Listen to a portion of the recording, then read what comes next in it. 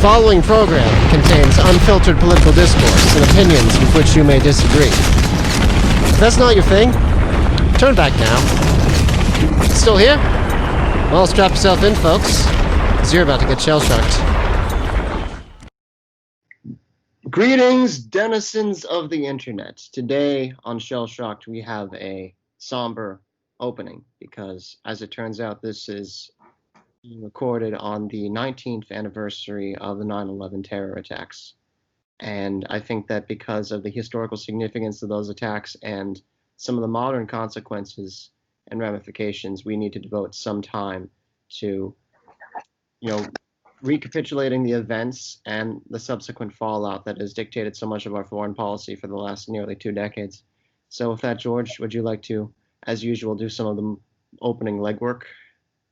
Sure. So hello, everyone. It's George, and we're going to talk about, as DJ Trump mentioned, a very, very somber topic today, but one that's very important, and I think one that deserves a fair amount of attention, and that is the topic of the 9/11 terrorist attacks. So again, for all of us who probably know, and if you don't know, you should, so I will clarify, they were some extremely deadly terrorist attacks, specifically implemented by flying planes into buildings via hijackings. So these terrorists, 15 of whom were Saudi, and then I believe 4 more of whom were from various other Islamic countries, and they were all affiliated with Al-Qaeda. They got onto different planes, and these were commercial flights, actually, flown by airlines in the United States. And they hijacked the planes. They took them away from the control of the pilots. And because they had gotten training themselves on both unarmed combat and then how to fly planes, then they would fly them into different targets. The most famous target was the World Trade Center. So the famous Twin Towers of old. And on the 9/11 total, I believe it's 2,977 is the number of people we say died that day, including 343 firefighters and also a large number of police officers. I believe the largest such one-day fatalities for police officers and firefighters in America, or the largest one-incident fatalities. So it's very bad day for those specific communities, as well as the American population as a whole. And that's probably the first place we need to start, is just discussing the ramifications. And again, and the money isn't as important as human life, of course, but let it be noted, it cost us $10 billion in property damage. It caused 25,000 injuries. It caused a lot of what we would consider delayed deaths and long-term health impacts, especially from a lot of debris and inhalation of smoke and other really nasty things that happened. So that's not even to mention the secondary consequences, the slowdown in travel across the entire United States, the continued anxiety across the country as a result, and all the health complications and emotional trauma that came from that. I mean, this was a major event, and the $10 billion in property damage, the thousands of deaths and injuries immediately after the attacks were only really the tip of the iceberg of a much larger beast. Yeah, I mean, this is just generally a very disturbing, very sad event. People who were old enough at that time, even people who were quite young, people who were, I would say on average, probably 3 and above, but some people even at age 2, some who were a little older, all remember where they were at that point generally. And I think that testifies to how important it was, how sad it was, but also how nationally galvanizing it was as an event. I hear people all the time tell me where they were and what they were doing. And I think that to me, as an amateur historian of sorts, and, at risk of imputing historical impact too early on, again, it's been just now 19 years, I do think that it shows how much of a turning point it was in American identity, because this hurtled us into the modern era of asymmetric warfare and terrorism. something that we had seen playing, different terrorist attacks before in the 80s, especially, and before that, even non-jihad attacks, so like left-wing terrorist attacks. But this really was our tragic welcome to the era of mass jihad. Right.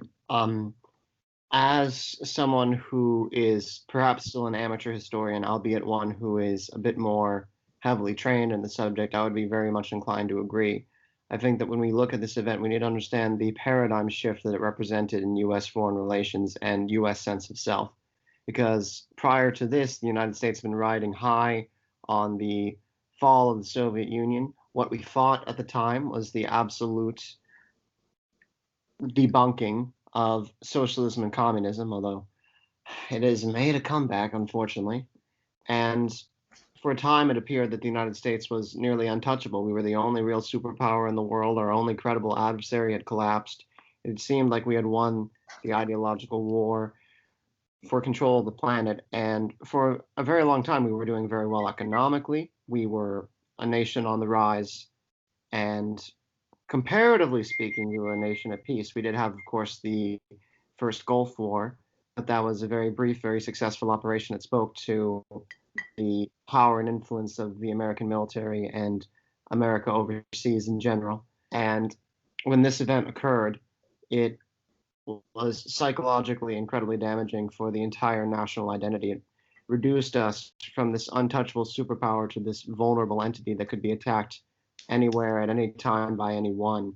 And with the nature of non-state actors really was in some ways unusual, especially for domestic American security. I mean, prior to this point, America has, for most of its history, been immune from a lot of violence. Early on in its history, it was separated by two oceans from all of the potentially dangerous land powers. There was really nobody in our hemisphere who could threaten us in any meaningful way.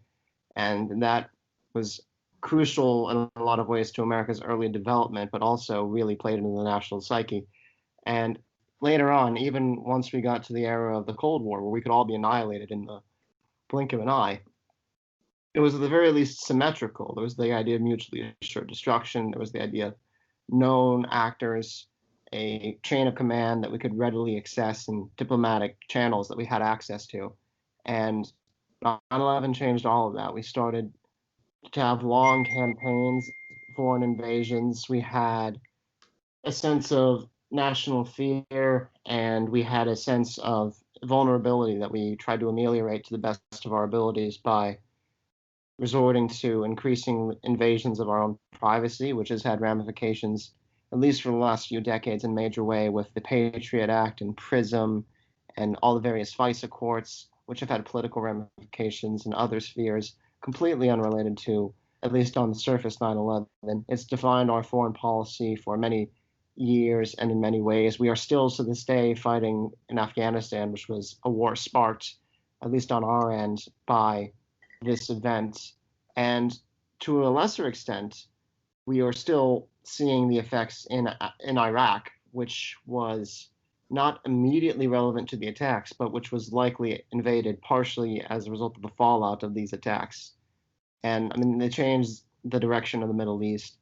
I think it's an event of great historical significance and absolutely a turning point, at least in how America understood itself, if not how the world operated, how American power was being deployed overseas.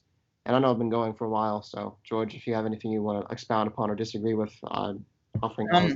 I would entirely agree. And I think one thing to mention with Iraq, and this is something I've heard from multiple people, some people with actually, I would say, not people with direct foreign policy experience, but people who are personally close to a lot of people who knew about the decisions being made. And then also just people I know who are, shall we say, average Joes, people who are educated, but people who are just American citizens, people not with any of these connections, but people who remember how it felt at the time. And the sense I get is that at that time, the idea was never again. There were reports that Saddam Hussein had weapons of mass destruction. And of course, Iraq, made fun of us when we had the 9/11 attacks, the Hussein administration particularly. So it's important to understand that while those reports were false, and while they were made up by someone who was trying to defect and who wanted to basically make himself useful or appear useful so that he could leave Iraq, the underlying issue here was that we as America realized that if they actually had those weapons and if there was any risk of something like this ever happening to America again, our attitude was never again. It was that this is not acceptable. We can't even have the risk of this. So while I think there were a lot of bad motives you put into the Iraq War, while there were also a lot of, I would say, poor decisions made, a lot of lazy intelligence gathering, I think it is important to say, and again, I say this as somebody who thinks, from what I know now, I don't think that the US government, the people making the decisions, had even information at the time that suggested they should have made those decisions.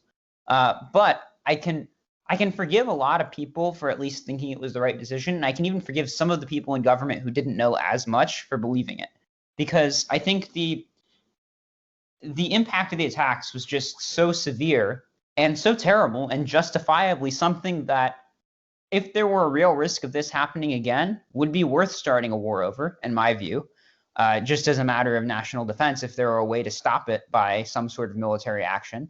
I think it's reasonable to consider that. Now, granted, again, you would have to have those conditions met, and I don't think that they were at the highest levels of government. But for the general public, I can forgive a lot of people, even a lot of lawmakers, who thought the Iraq War is the right thing to do. Now, again, that's a bit of a distraction, but that I think is to amplify DJ Trump's point. And also, though, I would like to talk about one of the moments of heroism. So I did mention it was the deadliest single event for law enforcement officers and for firefighters in U.S. history. 72 law enforcement officers died, 343 firefighters died.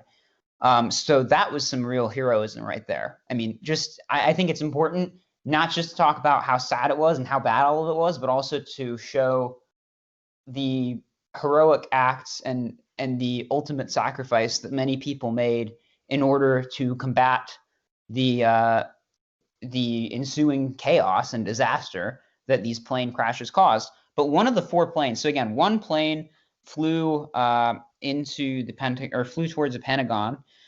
2 flew, one into each of the Twin Towers, but then there was one more. It was United Flight 93. I'm pulling. Yeah, it was United Airlines Flight 93. And I think we need to point out that one failed. It was an attempt by the hijackers, and this was later confirmed by the planners of the attacks, but Khalid Sheikh Mohammed and Ramzi bin al-Shib. They both confirmed later that the idea was they wanted to hit the Capitol building. In some ways, I think that would have been the worst thing of all. Not to say that any of the others is bad, but the most insulting, the most, I would say, humiliating, and the scariest to our country would be not even to hit our military headquarters, not even to hit the headquarters for the United Nations, but to hit literally where our Congress meets. Arguably the first among equals of the 3 branches of our federal government. To hit that and to say, we are not afraid of attacking your government, and we can attack it successfully. We can even attack your Congress. And that failed because the passengers of Flight 93, again, they congregated at the back of the plane when they figured out that it was being hijacked, and they charged the cockpit. And in fact, there's recent evidence that has been at least limited release that suggests they may even have killed one or both of the hijackers before the plane crashed. And of course, it did not crash into the Capitol building. They crashed it into a field. That's, I think, in any case, a very, very strong indicator of their resolve, their willingness again to accept death if it meant that they could prevent it for others. And I would say some of the highest patriotism we saw that day, in addition to all those firemen and all those police officers and others who involved themselves in combating the disaster. So I just want to give Flight 93 a shout out as well for the heroism of its passengers and crew. Absolutely. I think that there are some immortal words that we actually have. Let's roll will always have a special place in the history of American aphorisms, I would say. I'm trying to. And with that in mind, I wanted to get this a little bit more personal. Truth be told, I'll be dating myself a little bit. I would have been just have turned 4 right before the September 11th attacks, and I actually don't remember where I was or what I was doing, partially because my parents tried to keep me out of the loop with this one. They wanted to shield me when I was that young. But I was wondering, and first off, I've been speaking to a lot of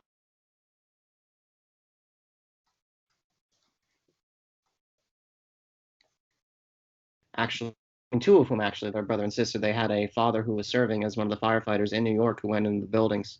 And this is an important day for a lot of people personally, something that was a experience that many will never forget. I was wondering, George, if you had any personal stories you'd like to share, if you had any memories of that day.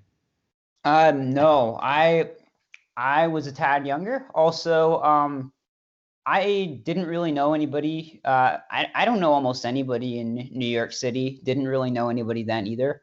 So to my knowledge, I'm pretty far removed from anyone who really experienced the 9/11 attacks in any meaningful way. What I can say is this.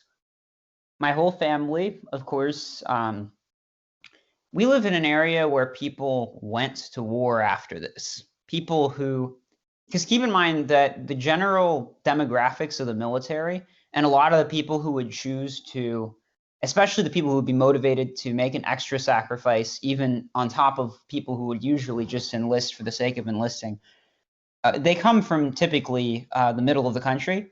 So I would definitely say that my state, my states, my regions, etc., the people around me, there were people who went to war, and I would suspect, though I don't remember anyone specifically citing it, given the dates that people went to war, probably did so because of this. So I think it's important to note that even those of us who were thousands of miles away from where this happened, we're still heavily impacted because people around us were willing to go fight and in many cases die to attempt to avenge this wrong and also attempt to eradicate the cells who threatened us and continue to threaten us after the 9/11 attacks.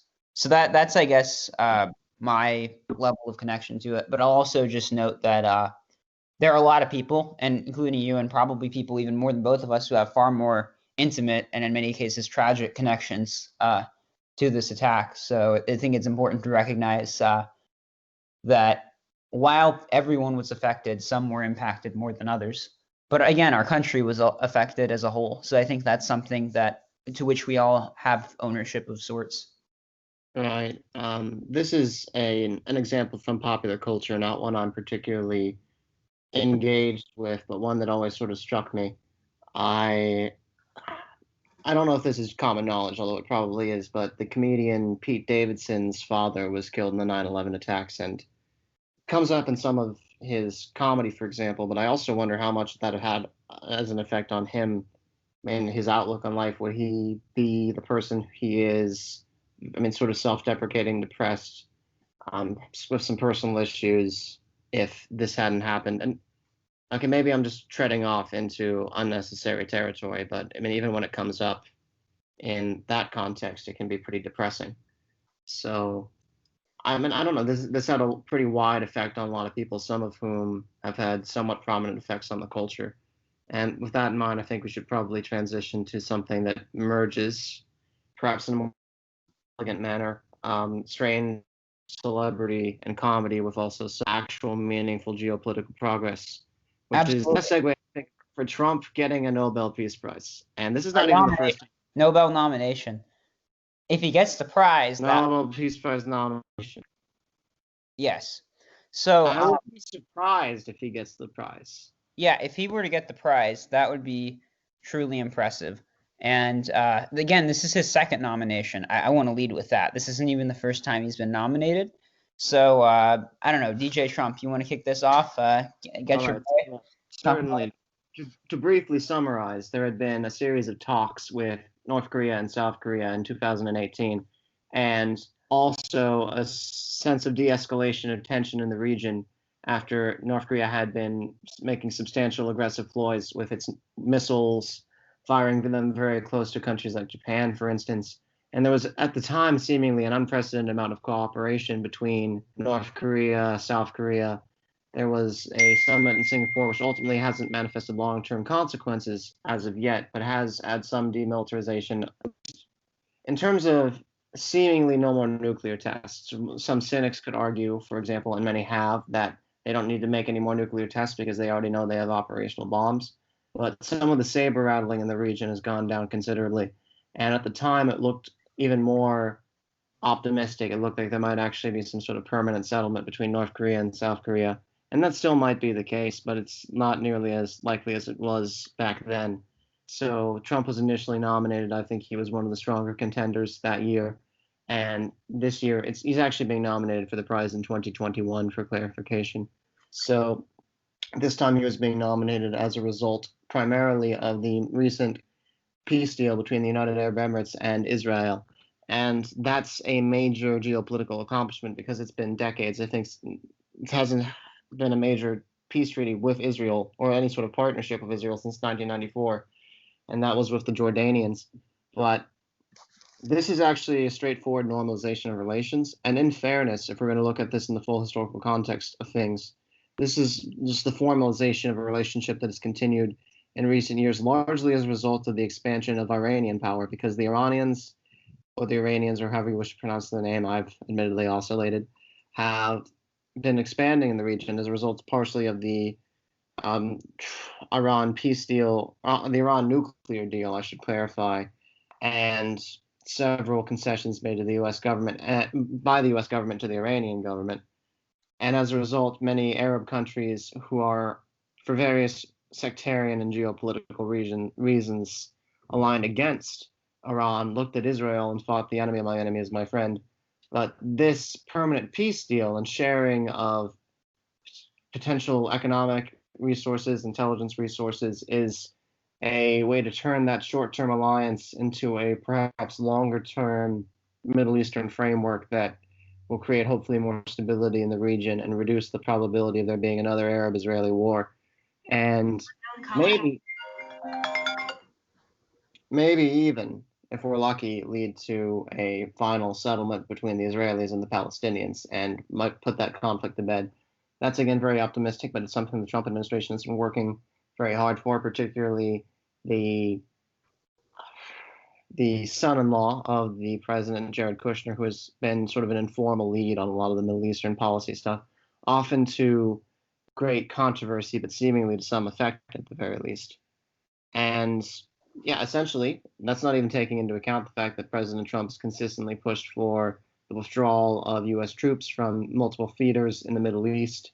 He's drawn down troops in Afghanistan and Iraq, and he's pulled out completely of Syria to a great deal of consternation at the time, although it didn't seem to materialize casualties that many in the mainstream media and many in the more hawkish division of the U.S. government had expected. I mean, I recall, and I think that this should be recalled by everyone, in case you ever disbelieve in the media's propensity to make stuff up for convenience, when ABC decided to take some gun footage from several years ago, specifically from, I believe it was a gun range in Kentucky, or it might have been Tennessee, but it was one of those two states. And they just played that footage of a lot of gunfire going off and a lot of explosions going off, which was completely recreational. No one was harmed. And they tried to play it off as live footage from the Syrian border of Turkey, and specifically what was the fate of the Kurdish forces there. So yeah, just a reminder, mainstream media lies, and President Trump is also the most pro-peace president we've had in decades. I think he's the first president since maybe Carter not to, I mean, Carter might actually not even be a completely accurate example. Feel free to fact check me on this one, George, but one of the first presidents in a very long time not to start a new foreign entanglement. Obama started U.S. involvement in Libya and Syria, both of which destabilized their surrounding regions and led to mass death. In Syria, there was a civil war that lasted for, I mean, technically up until this day, although it's drawn down quite a bit from its peak, and tens of thousands, maybe possibly hundreds of thousands of casualties. I need to double check that, to be fair. And a mass destabilization of not only the region but also Europe, and mass migration and political tensions that are still being hot button issues to this day. It's really just not been a good time for anybody. But President Trump has actually been pushing in the opposite direction, which is, again, greatly ironic considering that so many people try to portray him as this blundering warmonger, and yet he's out there cracking peace deals and pulling troops out of dangerous regions. I think, honestly, that the pursuit of peace is one of President Trump's most enduring ideological convictions. I believe that in some ways he's more of a pragmatist than an ideologue, but I think on foreign policy, you can often find him at his most consistent. He consistently pushes for the renegotiation of trade deals, and he consistently pushes for the end of military hostilities. He's, in his own head, a deal maker above all else, and these are the kind of deals he wants to make. I guess just as a final acknowledgement of the original nomination back in 2018, the thing that summarized President Trump's attitude to this the best was his own quote that peace was the prize. And I mean, I suppose that was partially cynicism because he didn't think he was going to get the actual prize. And maybe it was even political theater. But if it was political, I assume that that actually was somewhat genuine, or he had to at least. He seemed to be genuine when he said it, and I think that it matches up a lot with his actual behavior and motivations. So enough psychoanalysis on my end, but I think that's pretty accurate. And I think that President Trump absolutely deserves this Peace Prize because I think he deserves both of them, and this one is even more solid because of the long-lasting ramifications it almost certainly will have in the region. Yes, and I would like to add, if you don't mind, DJ Trump, a little bit more backing for why this prize, even though it's specifically for the UAE deal with Israel, it encompasses a lot of other things President Trump has done. President Trump, again, I call him the peacemaker in chief, and I believe that very firmly. I think that he most definitely believes in peace, and I think DJ Trump was 100% right that our president does seem to be a firm believer in it. It's not just some passing interest. You don't put this much effort and put this many people you care about and people who could be advising you on other things in this field, in the field of diplomacy, if you don't think that this is a worthwhile issue. And again, I think that we can see that this isn't just the UAE. Actually, there was just recently a deal signed between the King of Bahrain and the Israeli government. So that's another Middle Eastern country that just made another peace deal. That's two in very, very short time. Two of these Gulf countries that have a history of being more or less helpful to the United States, to Israel, to all these other countries and such. But they have a lot to offer if they can make peace, because again, these countries are wealthy from oil. There's a lot of economic opportunity, but also even a country as tiny as Bahrain offers the credibility that comes with a peace deal. It means that not only is it just a normalization of relations between Jordan and Egypt, as it has been for years, but now it's with the UAE, and now there's also some sort of relationship with Bahrain, which means that now there are 4 Arab countries that really have those relations with Israel. That's a big deal.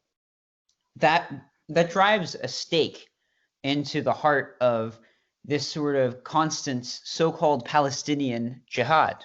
Now they don't get to have this little entitled position that Israel doesn't get to have normalized relations with other countries in the Middle East until it gives them the state that they don't deserve. And that isn't theirs.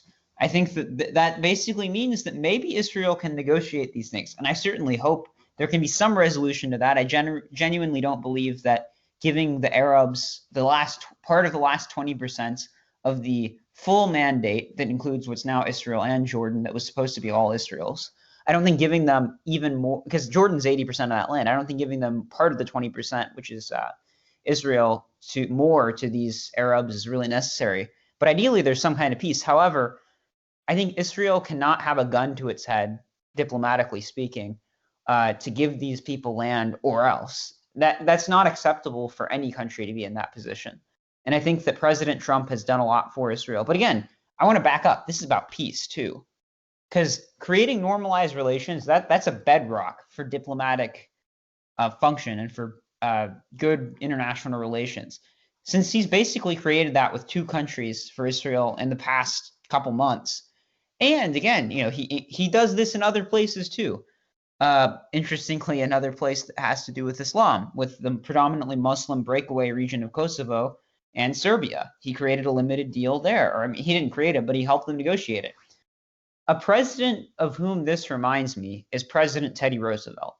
Now, I have my issues with a lot of Teddy Roosevelt's views in general, but I will say he was actually almost party, but whatever. He was a fairly effective peacemaker for other countries. I'll give him that. I would say the Treaty of Portsmouth was probably one of his crowning achievements as president. I see a lot of Roosevelt in Trump in that way. I see this desire to offer the United States not as a piggy bank for other countries, not as another country's military force, but as essentially a friendly power that can be used as a conduit of negotiation, a way to make other countries get along, quite frankly, in a way that also probably leaves the United States better off in the process. I think that the idea of mutual benefit here is really important. I think it's important to see that it benefits the United States as well as benefiting these other countries. I would say improves the United States' reputation, I guess, or political and diplomatic capital in the rest of the world, which is something that Trump's accused of harming. But I think, in fact, he's helped it in many cases because people see that he gets results and he gets them into a better place than they were before. And he does it in a way that doesn't involve a bunch of soldiers 6 feet under. So I think that's my view on it, is that Trump is uniquely qualified for a Nobel Peace Prize. Now, he most certainly won't get it, but I think it's important to note that the Norwegian parliamentarian who nominated him, he even says he's not a Trump fan, and that's very clear from his general ideas of Trump as a person and such. But he's clear. He's very, very impressed with Trump's ability not to start another war, which for American presidents is unfortunately a rare quality as of late, and instead to try to make peace between other countries and between America and other countries. Lastly, a quick thing I want to say is that there's a very patriotic case for why Americans, independent of the fact that we obviously would like our citizens and especially our presidents and our other public officials to be awarded with the Nobel Peace Prize if they've done what it takes to earn it. It's also important, I think, that we should be proud of him bringing back an old tradition. This old tradition of, I would say, we used to call isolationism. I don't really think it's isolationism. I think a judicious engagement with the world, a tradition that George Washington, by the way, encouraged us to adopt. He encouraged us to avoid foreign entanglements and to avoid all of this garbage into which now we've unfortunately entangled ourselves. But I don't think that has to be that way forever. And I think Trump is actually giving us hope. He's showing that it can be done. He's showing that we don't have to keep starting new wars. And I think that that's something that people on the left and on the right should be happy about. I think it's something that can unite us. While Trump isn't a perfect figure, I think it's important to see that in many ways he embodies a lot of the best aspects of our past. And I wish people would see that. And I think that there's still hope that some people will. Anyway, that's a lot of my talking. But DJ Trump, what do you think on that? Well, I think that, again, it is somewhat depressing that the Nobel Peace Prize is so politicized. I think that ever since Obama got it in 2009 for existing, it lost almost all of its relevance. I mean, there have been some people who are angry about other figures for getting it. For example, even Henry Kissinger was a source of great controversy. But one thing you have to realize when you're going into peace negotiations is that very often you're negotiating between parties who have done horrible things in the past and are often, going to do horrible things in the future at some point. It is just the case that these are people who are in the business of war, and bringing them out of that business is often incredibly important. So sometimes you get an outside figure who is negotiating the end of a conflict, but very often you could justify some more questionable decision-making processes by pointing out that somebody had to be sort of engaged with the war before they stopped the war. And there might be some irony there, but Obama, for example, will always hold the world record for the Nobel laureate with the most drone kills.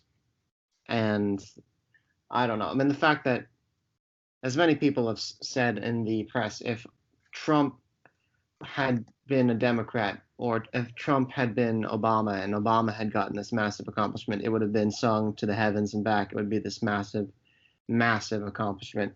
But because the media is so hesitant to give Trump a win, they're just not going to do it. And I guess I shouldn't be surprised that the Nobel Peace Prize is political because it has been political for a very long time.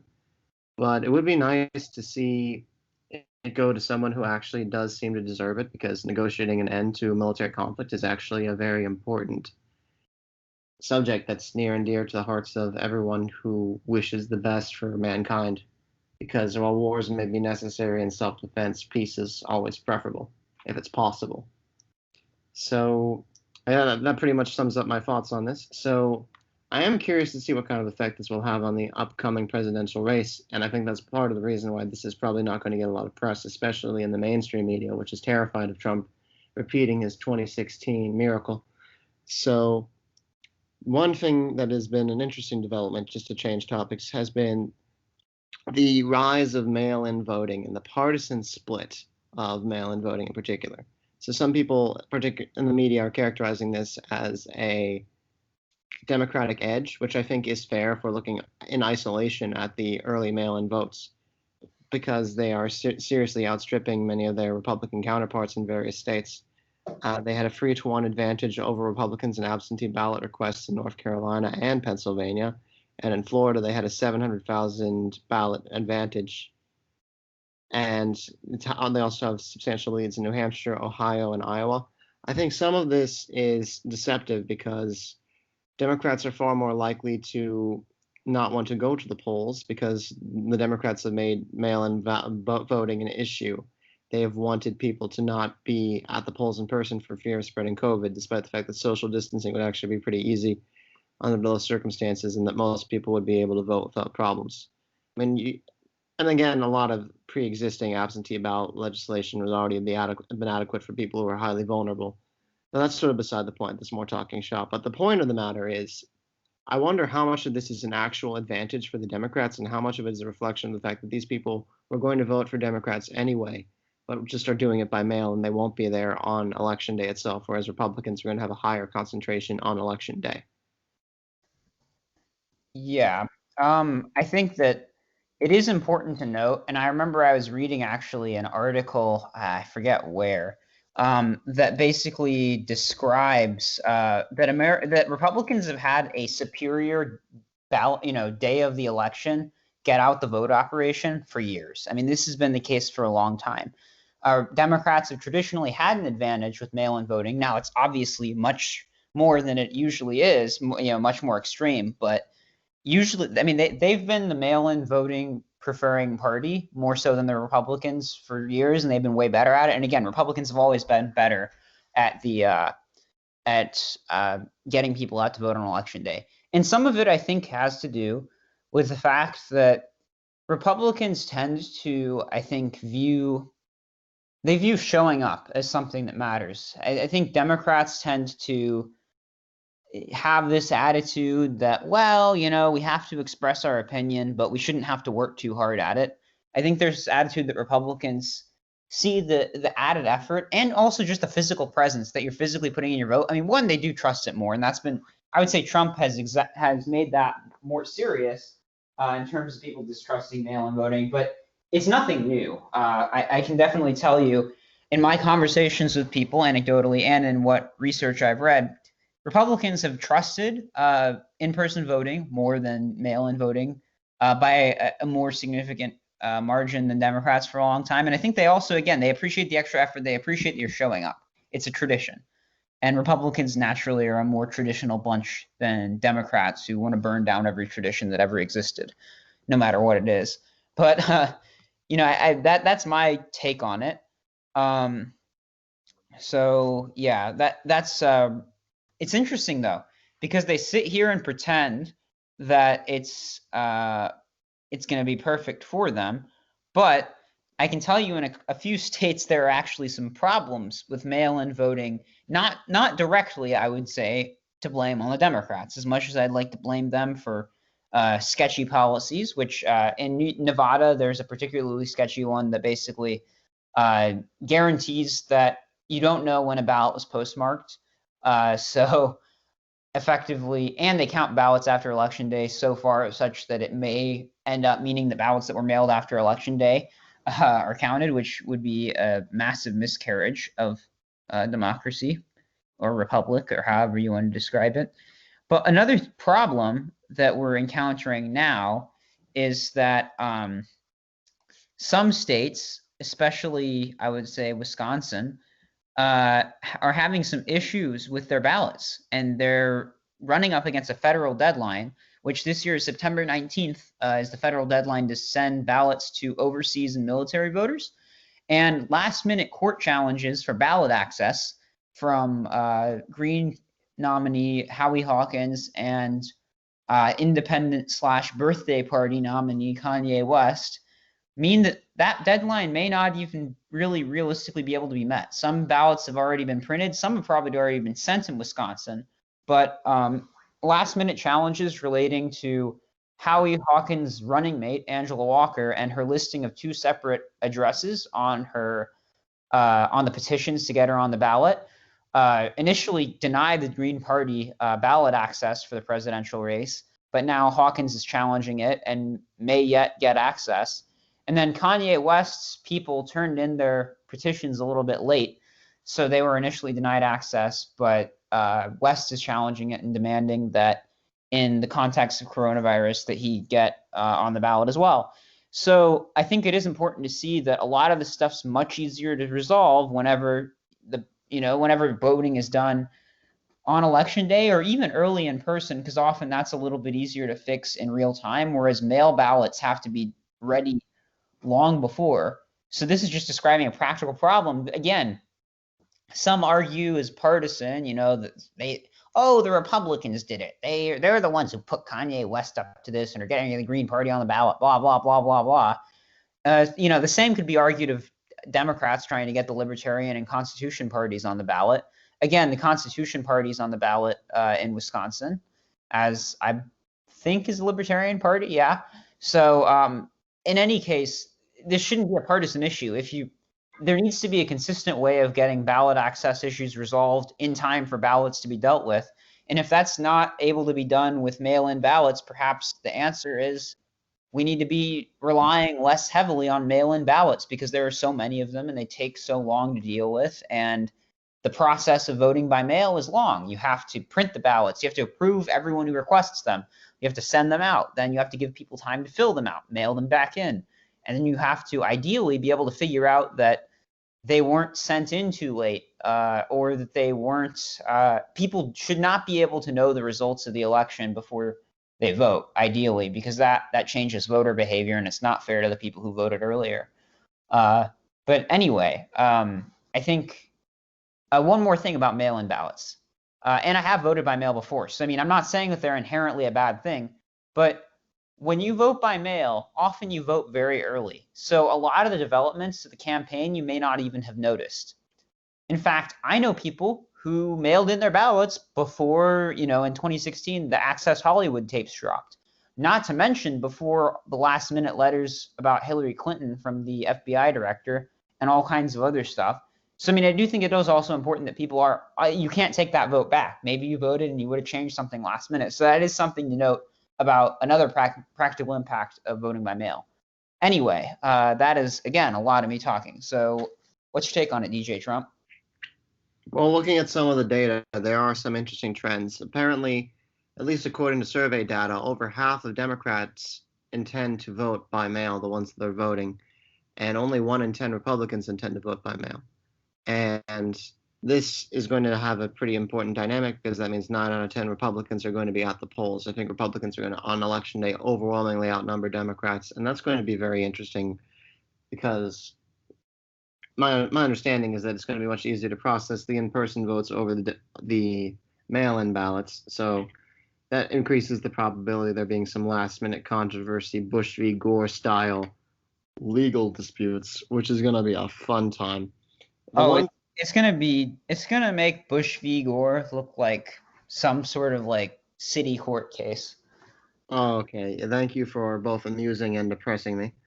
But looking through some of the reports I've been seeing, it also appears that in several states, Democrats are getting people who didn't vote in 2016 to request ballots because you can actually track, who is requesting this ballot. You can get a lot of information about their past voter patterns. So in some ways, this is an actually interesting data sample because we can see that in Pennsylvania, more than 100,000 people who did not vote in 2016 requested Democratic ballots, or they were registered Democrats for requesting ballots, and I assume that they're probably going to be voting a certain way. There's always the probability that some of the Democrats are going to break for Trump, but I think that that's a serious issue for the Trump campaign, considering how narrow his victory in Pennsylvania was. And you see similar data trends in Michigan and Wisconsin, where there's a narrower lead for the Democrats in people who didn't vote in 2016 and are requesting ballots. So I don't know if that's going to be matched with increasing pro-Trump enthusiasm on election day. It very well could, but that's a somewhat worrying data point.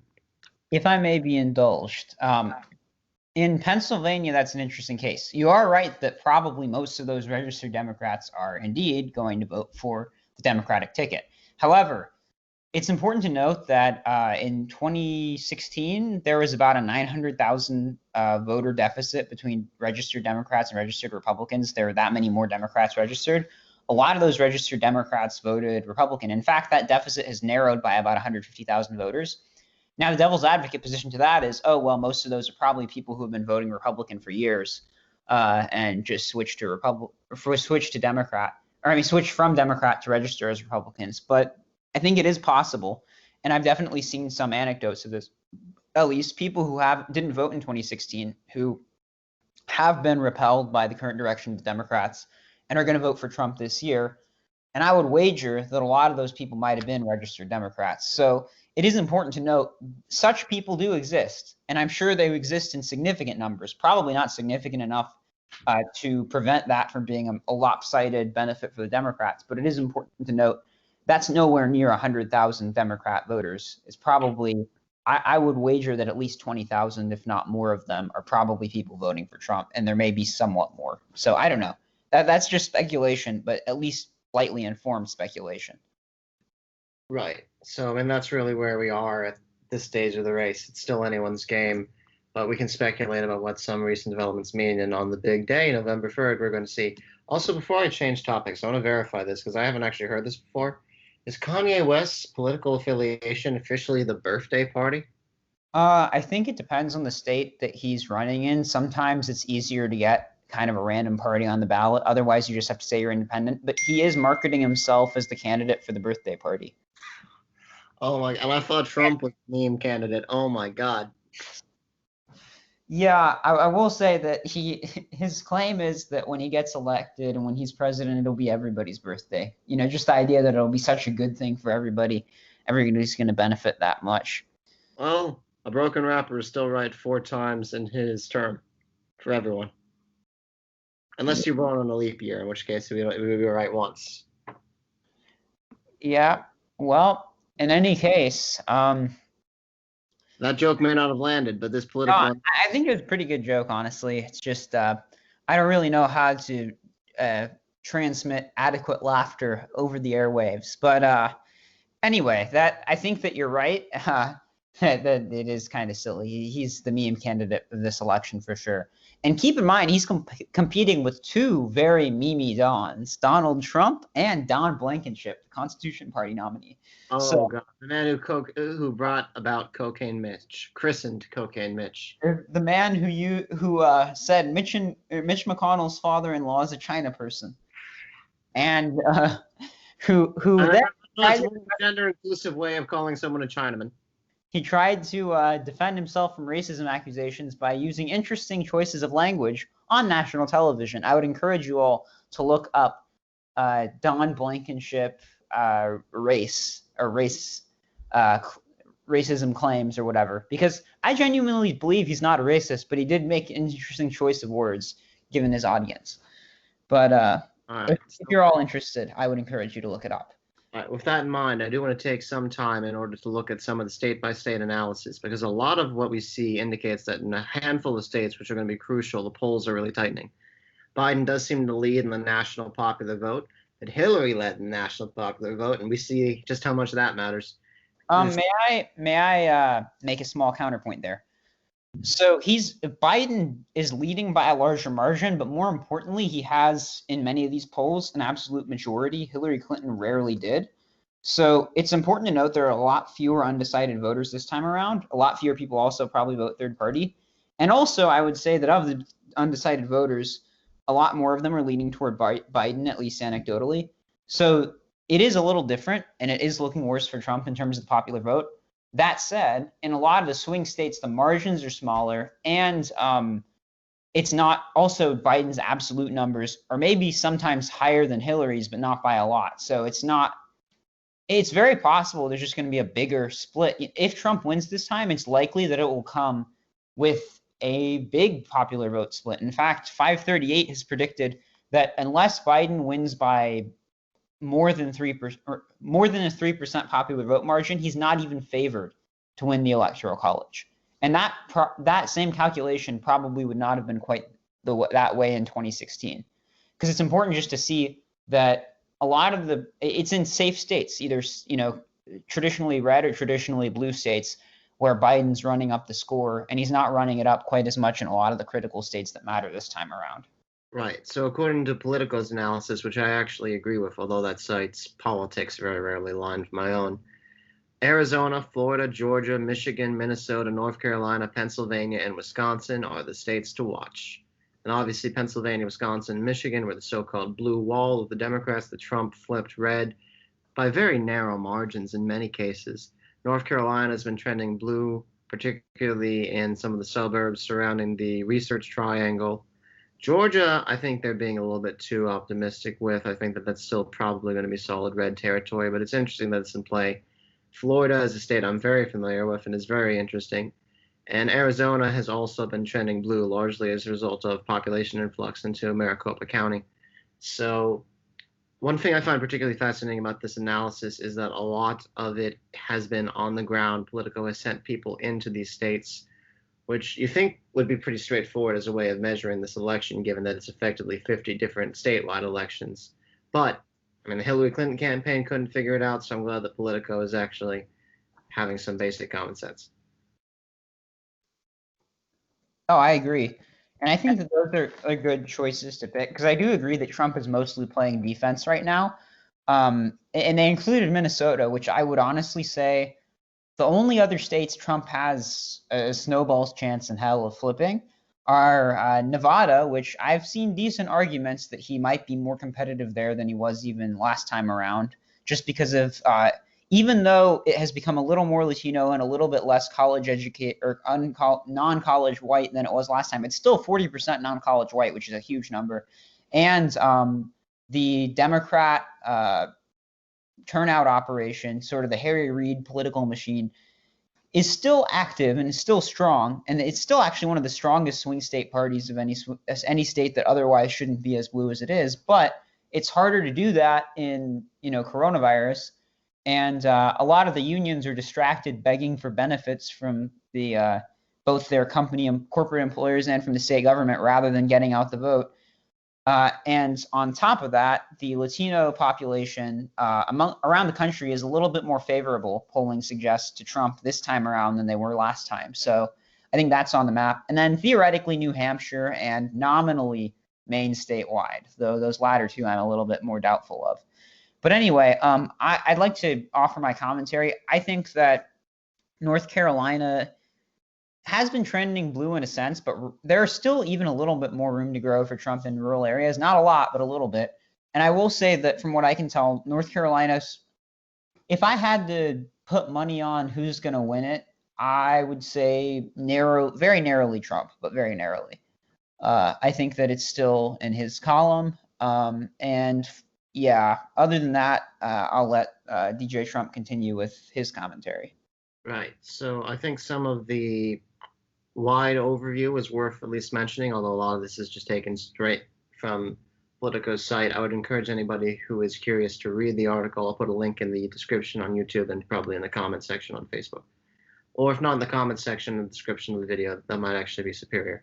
So In any case, Arizona has seen a lot of migration from California, has a growing Latino population, and shifting attitudes among white college educated voters. I'm just reading verbatim at this point. But I mean, Arizona has been shifting blue for a while, although traditionally it's been a solid red state. And Well, I don't know. I take issue with that. It voted for Bill Clinton in 1996.